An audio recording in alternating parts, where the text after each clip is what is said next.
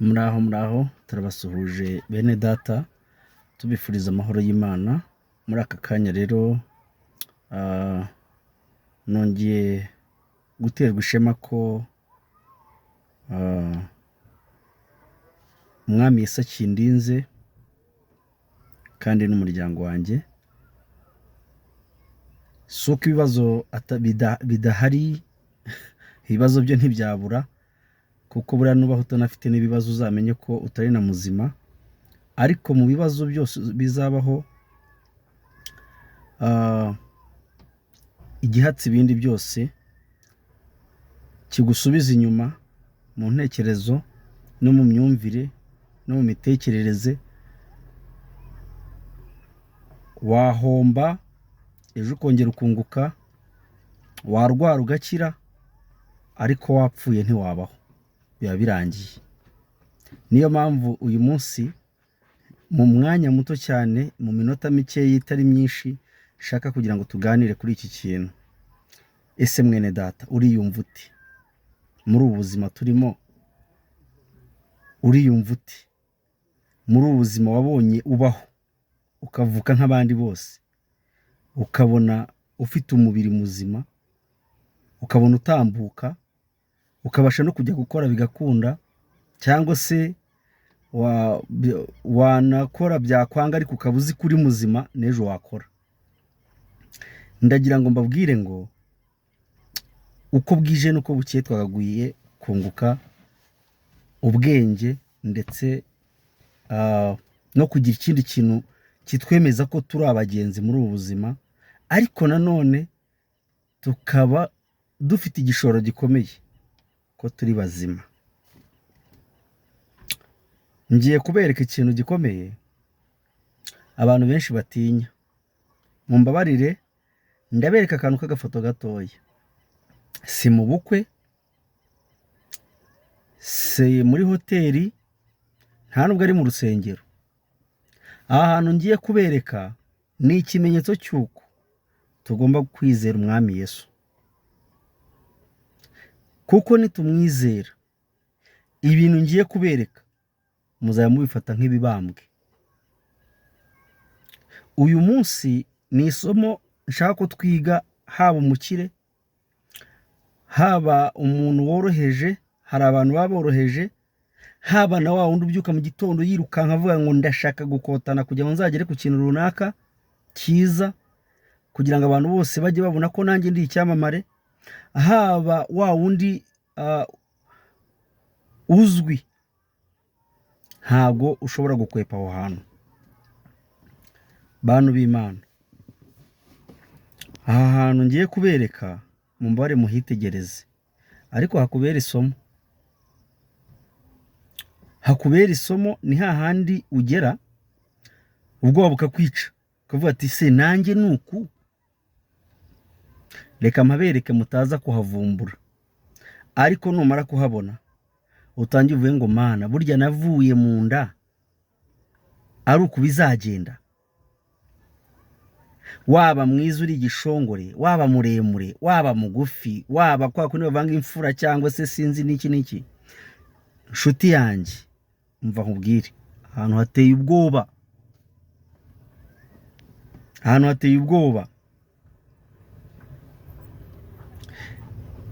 kuko aho hantu wa Mana we, sinzi impamvu wakoze ibi bintu. Abarebye video wenda bakareba bakabasha gusesengura, kwa nubwo mubona ndi mu modoka, ariko nshuti yanjye ahantu hateye ubwoba. N'abarambiye rero ngiye kuhabereka, noneho nyuma tuhavugeho. Murebe aha hantu. Ahantu murahabona, aha si mu rusengero. Aha ngaha hari abantu baharyamye batazagaruka mu buzima. Hano harimo abantu b'abaprofeseri, hano harimo abantu b'abadogiteri, hano harimo abantu bari abaganga, hano harimo abantu bari ingeri nyinshi zitandukanye, bari abacuruzi muri za Matewusi, harimo abantu bize za Harvard, harimo mbese harimo abari abasenateri, harimo abantu bari bafite inganda nyinshi mwitegereze, ariko twese nta n'umwe uzashyingurwa muri metero 3 cyangwa 4. No, buri muntu wese ni kuri metero 1, sinzi ngo nakangahe. Shuti zanjye, ubu dukurikiye umwami Yesu tukamwiringira, tukamenya ko twavutse ariko twese tuzajya ahangaha. Mw'abantu b'Imana, murabona bitagira umumaro kuruta kuhagarara tukishongora tukigaragaza mu bantu ko turi abakomeye? Ni iki kintu nagira ngo ngiye mbiyerekere. Mwabonye ahantu umuntu ajyanuwe akaba bizi neza ko atazagaruka ngo bongere baganire. Ahantu umuntu ajyanuwe akaba bizi neza ko nubwo agiye nawe azamukurikira, nubwo abatazi igihe azamukurikirira, ariko ndagira ngo buri muntu wese asobanukirwe uburyo ariho kuri iyi si. Iyi si ubayeho ute? Ese niba ubayeho utizera umwami Yesu, urumva ubuzima bwawe burihe? Ndagira ngo mbabwire ngo ikigero cyose waba urimo, ubuzima bwose waba unyuramo, stopinga. Sinkubwiye ngo rekera aho ngaho gukora ibyaguteza imbere, ariko mu byo ukora byose kora nk'ukorera inda, ariko ejo utazongera kwasamura umunwa ngo ubirye. Ngubwo ubuzima turimo. Ibi mberetse iyo turi muri activities hanze tugendagenda dushakisha guhera mu gitondo kujya nimugoroba, ntago twibuka ko hari umunsi tuzaryama ntitwongere kubyuka. Ariko mureke mbabwire, mumbare ntago nsetse, ariko birababaje kuba uyu munsi dushobora kwicara tukigira abantu b'ibitangaza, tukicara muri sena tukagira abakomeye, tukajya mu manza nshinjabyaha tukigira abakomeye, tukajya mu buryo bwinshi butandukanye mu nzego runaka dukorera, tugakandagira bagenzi bacu. Byababaza uramutse uje ahangaho ugasanga ifoto y'umuntu waguhemukiye. Yesu we, ese wamusabira imbabazi? Wavango ese uyu muntu ko yampemukiye mbizi, ko yambeshye ibi n'ibi, ndagira ngo dukiranuke ko byose ni kimwe, urupfu ruzabisobanura. Ni wanga gukiranuka kuri mwene so, ni wanga gukiranuka kuri mugenzi wawe, ni wanga gukiranuka ku bavandimwe bawe, ni wanga gukiranuka ku nshuti zawe, ni wanga gukiranuka ku bo mukorana, ni wanga gukiranuka mu musengana, ni wanga gukiranuka mu bo muhura mu nzira bya buri munsi, urupfu ruzagusobanurira. Ubu uyu munsi uyu muntu uryamye aha twese tuzajya ntago arimo kuvuga, ariko nyamara umwuka wa nyuma hari ikintu wamubwiye. Ushobora kuba waramubwiye ngo uri umunyabyaha akabasha kwihana, ushobora no kuba waramubwiye ngo uri umunyabyaha akinangira, roho ikajya mu muriro. Rero icyo nababwira cyo ni kimwe, mureke duce bugufi twisunga Imana Data wa twese, kuko niyo yaturemye.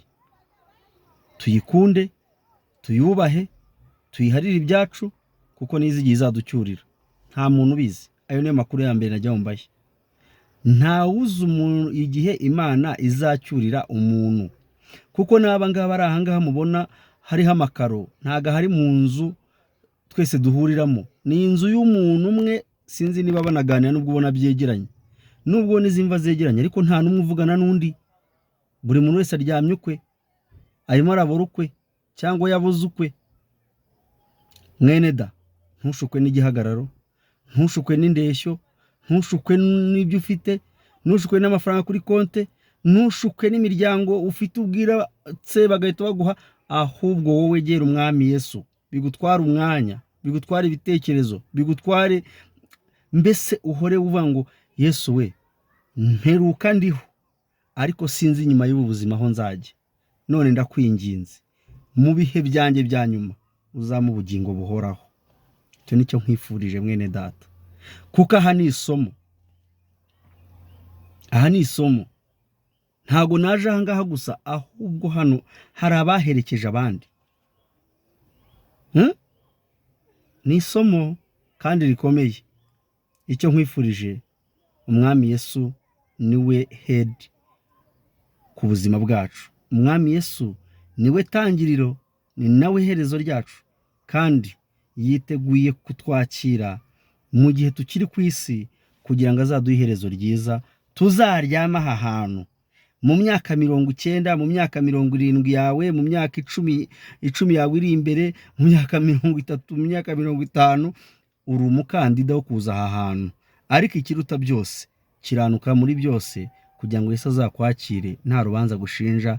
Uwiteka akomeza abane namwe kandi abaho ubuzima buzima, muzarame, muzagira ahangaha nk'uko basogokuruza Aburahamu n'abandi bagiye batubanziriza, bagiye basaza bageze mu zabukuru. Icyo nicyo mbasabiye nanjye nkisabira, sabira n'abanje mu izina rya Yesu Kristo. Amen.